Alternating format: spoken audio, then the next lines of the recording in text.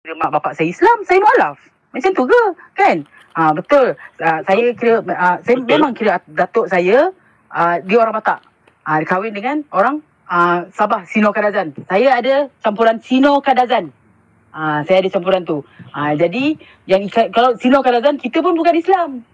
Sino Kadazan tak Islam. Oh, dia nak sama kita. Dia nak sama kita. Dia nak sama. Jadi kau korek-korek macam tu. Kan? Kau korek lah. Kau ingat apa? Tak pernah pun kira. Apa yang dia cakap tu, dia korek tu, dia ingat kira dia takkan dapat balik benda tu semua. Dia nak saman aku atas apa? Aku maki hama kau pasal kau memang layak dimaki. Kau layak dimaki. Kan? Kau memang bangsat hina punya binatang. Kau rasa kau tak layak dimaki? Kau rasa kau patut dihormati? Kau buat sesuatu perkara tu, kau rasa kau layak dihormati? Lu pergi matilah. Lu pergi mati. Oh, aku sabar. Aku tak sabar sama tu ni. Sebab aku nak pakai lawyer. Aku nak pakai lawyer banyak. Sekarang aku nak pakai 5 lawyer. Depan siapa? Oh, boleh. Boleh bang. Boleh.